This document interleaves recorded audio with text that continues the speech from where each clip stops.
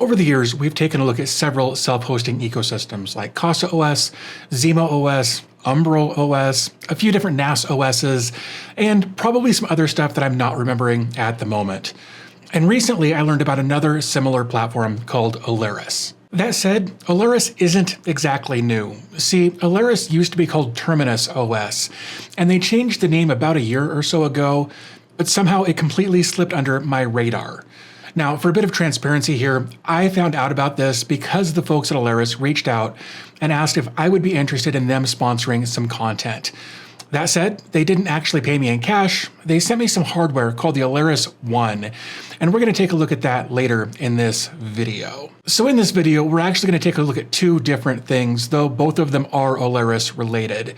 And as per usual, this video is my experience with both the software and the hardware, and Olares doesn't have any say in this video's final outcome. First, we're going to take a look at the Olares self-hosting platform, and once we've poked around in there for a bit, then we're going to dig into the Olares One, which is a piece of hardware that the folks at Olares put together with some pretty respectable specs and a reasonable price if I'm being completely honest. So let's jump into this by talking about the Olares self-hosting platform to get us started. Now, the first thing that I noticed about Olares when I got it fired up is that it very much has a desktop feel to it, and I like having almost everything available to me in a single screen that I can use in a browser very much like I would the apps on my desktop. Now, that said, due to the limitations and restrictions of some applications on the system, they aren't able to open in the main desktop screen and will probably open in a new tab in your browser. Now look, this confused me at first, so I wanted to bring it up to you so that you'd be aware that this is a thing that may happen depending on the app.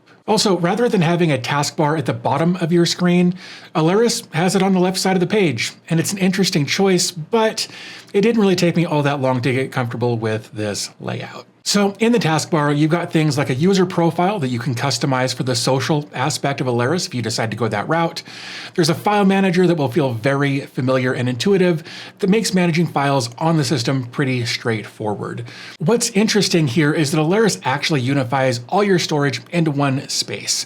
Your local files synced across devices, and even your shares from your NAS devices can be managed from this single interface if you decide to add those things from your NAS. Next, we've got the apps that are installed on our system, and I really like the full screen layout that they went with for this. Here you can see the apps that we've got installed, as well as the market, the settings, the dashboard app, and all of the stuff that you would likely expect to see there. And of course, you can click on any of these icons to open their respective app. Taking a quick peek at the dashboard app shows that this is where you're going to get the most detailed information about your hardware and resource usage, as well as the apps that are running and the resources that they're using. It's very similar to the Windows Task Manager in that regard. Also, the app icons in the installed apps section, as well as the icons in the taskbar, can be arranged by clicking and dragging the app icons to whichever order makes the most sense for you. And I think that's just a nice little touch that they've got there. When you open the App Store, or the market as it's labeled by the operating system, you'll land on the Discovery page. And this says that these are the community choices, and we've got a mix of things like AI, media streaming, gaming, Windows emulation, and several self-hosted apps that we've actually taken a look at on the channel over the years. And if we look at the left side of the App Store, we'll see things like creativity, productivity, developer tools, fun, lifestyle, utilities, and AI. And each page is a separate general category with the apps that you might expect to see in each of those different areas. The top of the page will have some of the featured apps across the top of the window, and there are some subcategories broken out below that. One thing that I really appreciate about the Olares market is that every app can be installed with just a couple of clicks. There's no command line required, there's no configuration files to edit. Just click Get and Install, and you're good to go. Now, behind the scenes, Olares is using Kubernetes to handle all of the deployment and management, but you don't need to know anything about that to use it. And near the bottom left of the market page is a search, so you can quickly look for a particular app with less hassle. And below that it says updates. And if we look at my update page, we can see that I've got several updates available. From here, I can click update on each individual app, or I can click update all at the top right of the screen. At the very bottom of the market page, you'll see where it says My Olares. And if we click that, we'll see something a bit different. At the top of this page, it has some tabs that say Market.Olares, Upload, Studio, and CLI. Now the market.olares tab shows the things that we've installed from the official market or app store. The other tabs like Studio, Upload, CLI, those are more for when you've installed apps outside of the official app store or if you're developing your own applications. And if you click the settings link at the top right, you'll see that the market.olares market source, but below that there's an option to add more sources to expand the apps available in the App Store. You'll also see that there's an option to upload a custom chart. And that's there because this is how you would upload a Helm chart, which is a package format used by Helm, which is the package manager for Kubernetes. And I bring that up because, as I mentioned a moment ago, Olares uses Kubernetes as its foundation for deploying and managing apps. Now, one thing worth mentioning about Olares is how they handle security and remote access. Every app that you install runs in its own sandbox, completely isolated from other apps and the system. And this means that if something goes wrong with one app, it can't affect the other services or compromise your data. For remote access, you get what they call an Olares ID.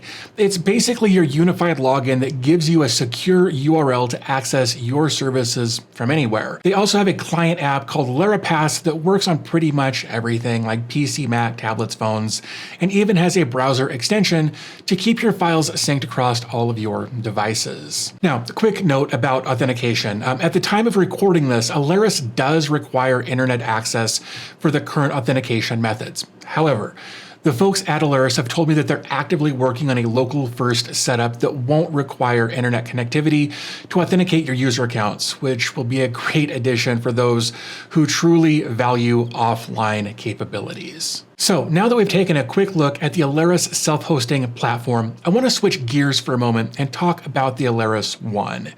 Now, before we get into the hardware itself, I should mention that the Olares One is launching on Kickstarter in early December, and they're pricing it at $2,999 for the Kickstarter campaign.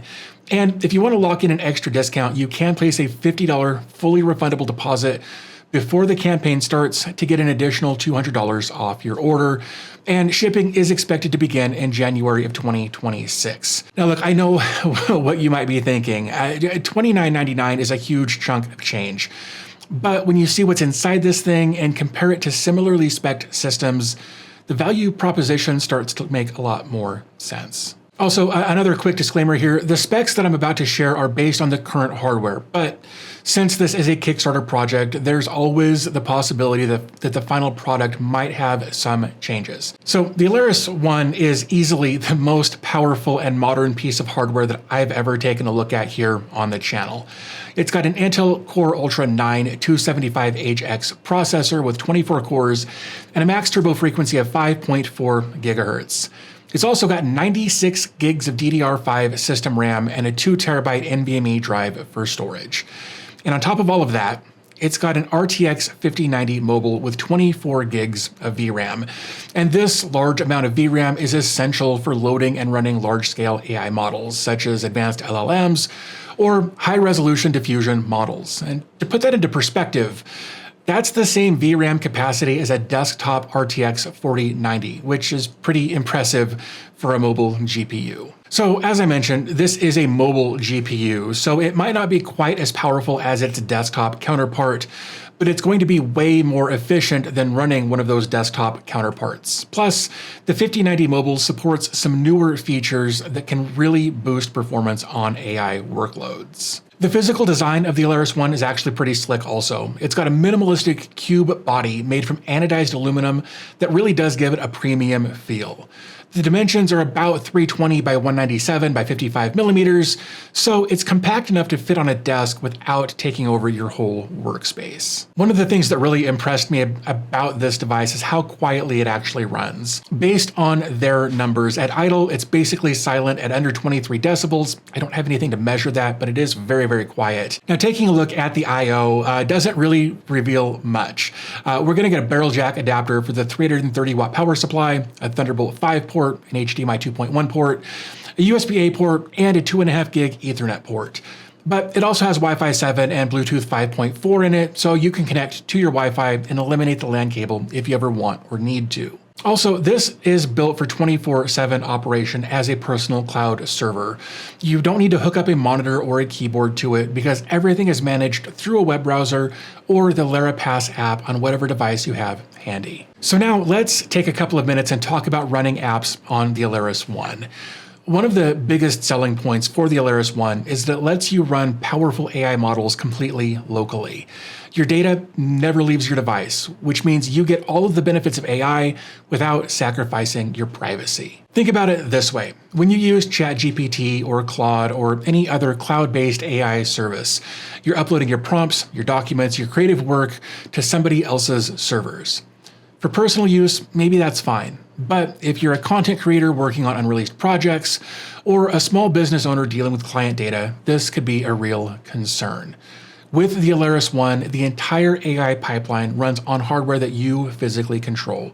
The documents, the model, the processing, it all stays local. Now, I've been testing several different apps on the Olares One for the past couple of weeks, and I've been genuinely impressed with the performance of the device. But if you want more detailed information and that sort of thing, the folks at Olares did more extensive benchmarking comparing the Olares One against other high-end systems like the Mac Studio with the M3 Ultra, systems with AMD's latest AI processors, and even NVIDIA's DGX Spark workstation. And I'll have links to all of that information in the video description. Just to give you some real-world context based on what I've been doing, when I've run models like the GPT-OSS20B, the Olares One can generate text at around 125 to 130 tokens per second using optimized frameworks. And I've been using this for a while, and it's just been super fast. Now, I know text generation is one thing, but where this hardware really flexes, in my opinion anyway, is image and video generation, and that 24 gigs of VRAM becomes crucial here. Now, I've been running Comfy UI, specifically testing with text to image with Qwen image models for image generation, and the results are kind of ridiculous.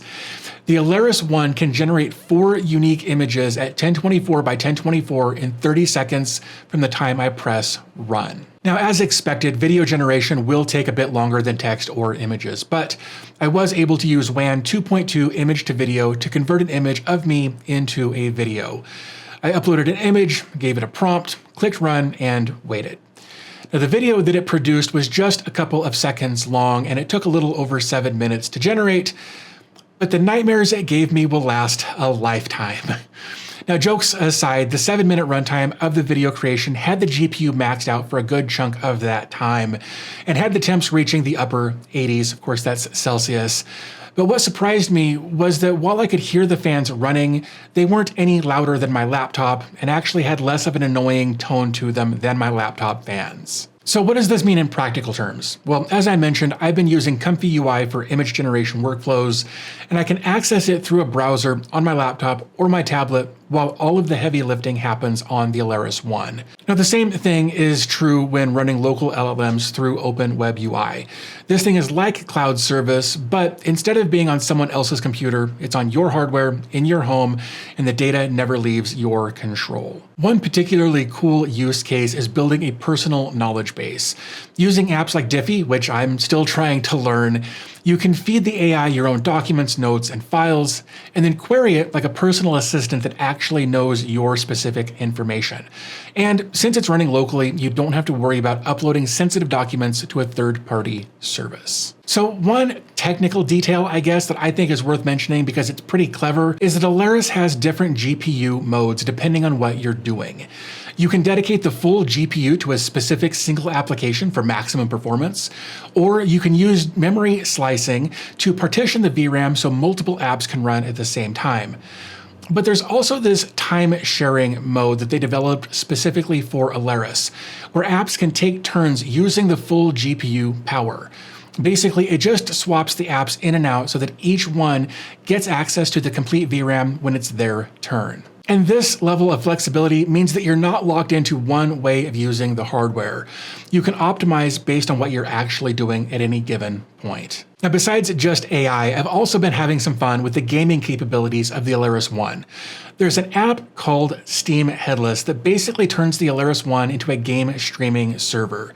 It uses Proton, which is Valve's compatibility layer for Steam, so you can play a huge chunk of Steam's library. We're talking like 80% of Steam's top 100 games and roughly 70% of the entire catalog. The way it works is that the games actually run on the Olares One, and then you can stream the gameplay to whichever device you want, whether it's your phone, your tablet, your TV, even a VR headset using something like Moonlight as the streaming client. On your local network, the latency is basically imperceptible. It feels native, and I haven't personally tested remote streaming, but if you do, you'll need to balance your resolution and latency based on your connection speed. You could also set up something like Jellyfin as a private media server. So if you've got a bunch of movies and TV shows and music and that sort of thing, you can host all of it on the Olares One and stream it to any device in your house. It's basically like having your own personal Netflix that you actually control. One thing that really surprised me, and we took a look at on a live stream recently, is that you can install a full Windows virtual machine from the Olares market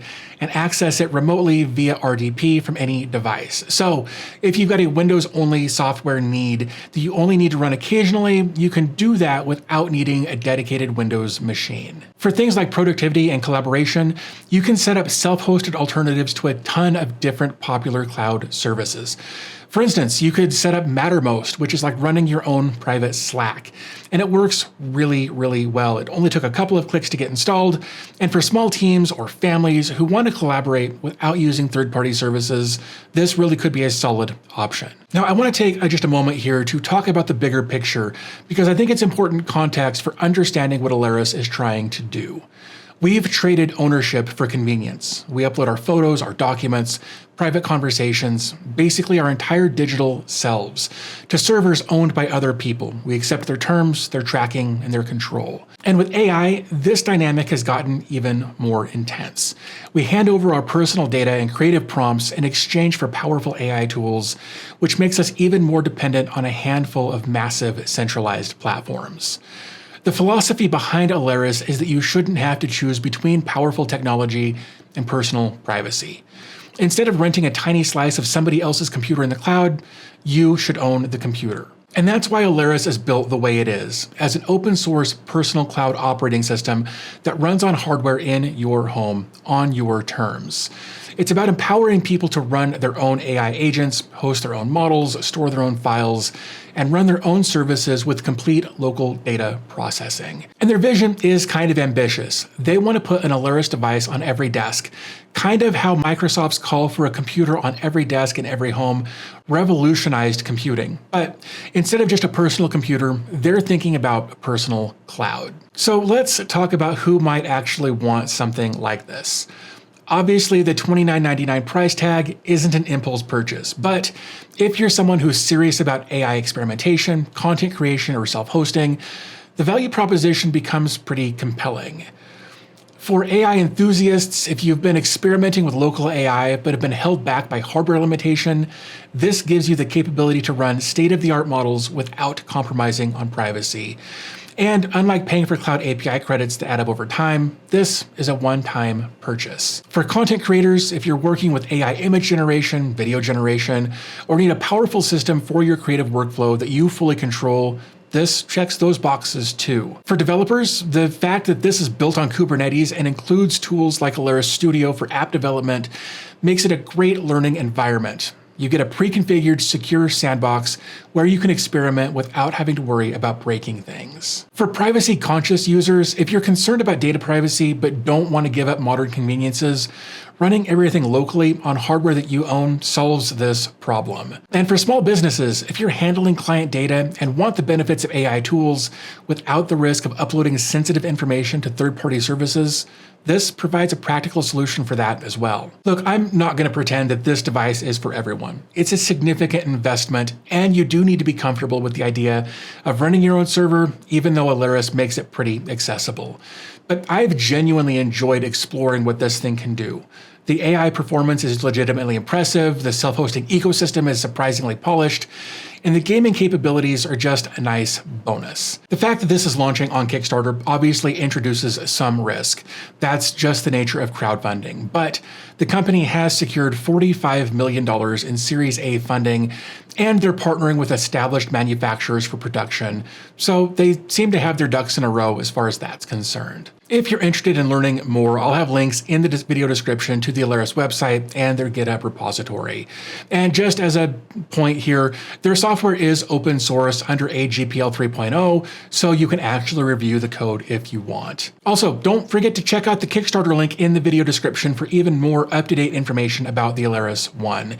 And if you want to try Olares without buying the hardware, you can actually install it on your own Linux system to test it out and see if it's something you'd want to invest in. But with all of that said, I am going to go ahead and wrap this up. Definitely let me know in the comment section down below what your thoughts are on the Olares operating system or the Olares One hardware. Would love to know what your thoughts are there. But I'm going to go ahead and get out of here. Again, thank you guys for spending a few minutes of your day with me here today, and I'll talk to you in the next video.